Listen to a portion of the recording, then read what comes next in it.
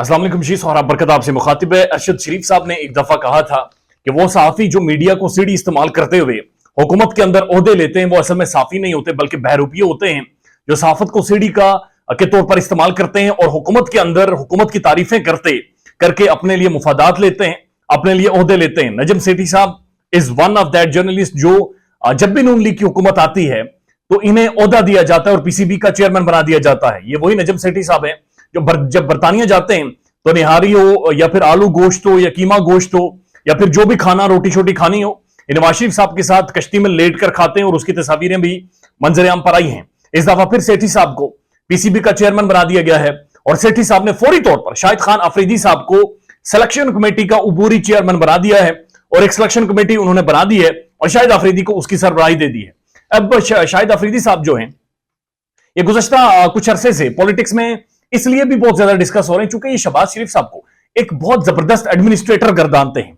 ये बड़ा तगड़ा शहबाज शरीफ साहब के फैन हैं और उनके हिमायत में बातचीत करते हैं और इनके हवाले से अक्सर बयान देते रहते हैं। लेकिन जब ये चीफ सेलेक्टर बने तो लोगों का शदीद रद्द अमल सामने आया है और उन्होंने शाहिद अफरीदी साहब के बारे में जो अल्फाज कहे वो आपके सामने रख देते हैं।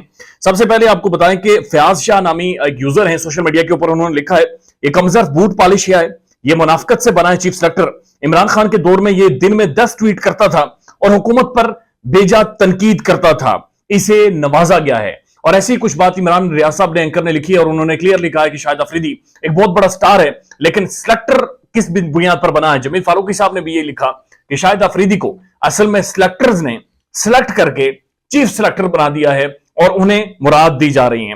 फरहान मिनाज लिखते हैं शहबाज शरीफ ने शाहिद अफरीदी को अपनी तारीफ करने पर नवाजा है और उन्हें बाजरिया नजम सेठी जो सिलेक्शन कमेटी है उसका सरबराह बना दिया है।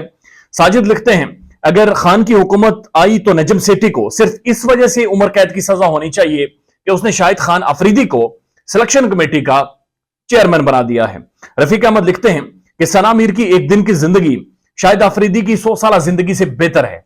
सना मीर को भी जब ऑफर की गई कि वो भी सिलेक्शन कमेटी का हिस्सा बने, जिसमें अब्दुल रज़ाक भी शामिल है, कि ये सिलेक्शन कमेटी का हिस्सा बने जो पाकिस्तान के लिए खिलाड़ियों को सिलेक्ट करे कि कौन से लोग पाकिस्तान के लिए खेलेंगे या उस स्क्वाड का हिस्सा होंगे जो आने वाले न्यूजीलैंड के खिलाफ पाकिस्तान की टेस्ट सीरीज होने जा रही है। लेकिन सना मीर ने माजरत कर ली, उन्होंने बल्कि सिंपली सेज नो, मैं नहीं ऐसी सिलेक्शन कमेटी में काम कर सकती जिसमें जाती पसंद नापसंद पर लोगों को मुंतखब करके ऊपर बिठाया गया हो, लोगों को मुंतखब किया गया हो कि यह हमारे हक में ट्वीट करता था, यह हमारी तारीफें करता था, लिहाजा इसको यहां पर लगा दो, उसको वहां पर लगा दो।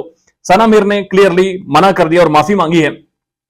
उसके बाद सोशल मीडिया पर बाबा नामी यूजर लिखते हैं कि क्रिकेट की दुनिया में सिफर पर आउट होने वालों में दूसरे नंबर पर शाहिद अफरीदी मौजूद हैं और आज उन्हें चीफ सेलेक्टर बना दिया गया है। सब मिलकर तालियां बजाओ और सबको बहुत बहुत मुबारक हो।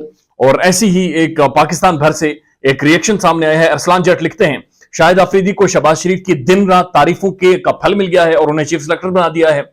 अरशद नामी यूजर लिखते हैं अब तो समझ आ गई होगी कि शहबाज शरीफ क्यों बेहतर एडमिनिस्ट्रेटर हैं और क्यों शाहिद अफरीदी हर हफ्ते बाद ये ट्वीट करते थे कि शायद शहबाज शरीफ उनके मुताबिक बेहतरीन एडमिनिस्ट्रेटर हैं। एक बड़ा तगड़ा रिएक्शन सामने आया है। लेकिन उसके बाद शाहिद अफरीदी साहब ने जो सिलेक्शंस किए 3 बड़ी इंपॉर्टेंट है, हमजा मीर को लेकर आए हैं, साजिद को लेकर आए हैं और ये बड़ी जबरदस्त एडिशन है और शाहनवाज धानी को भी वो लेकर आए हैं। लेकिन इस पर लोग ये कह रहे हैं कि शायद उन्हें चूंकि वक्ती तौर के लिए चीफ सेलेक्टर मुकर्रर किया गया है तो इसलिए वो फौरी तौर पर चीजों को इधर उधर करके गुडविल बनाना चाह रहे हैं, हालांकि वो इस चीज के लिए है नहीं। लेकिन एक जो कंट्रोवर्सी हमेशा से मौजूद रही, शाहिद अफरीदी साहब ने अपनी किताब में भी लिखा है कि जब सलमान भट्ट, मोहम्मद आमिर और जो मोहम्मद आसिफ हैं, जब ये इंग्लैंड में पकड़े गए और मजहर मजीद ने इन्हें ट्रैप किया तो इन्हें इस सारी वारदात के बारे में, वाकई के बारे में कुछ दिन पहले से पता था।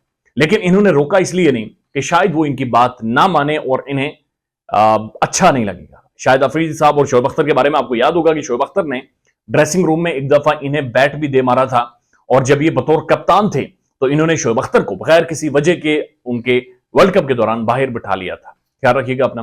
अल्लाह हाफिज।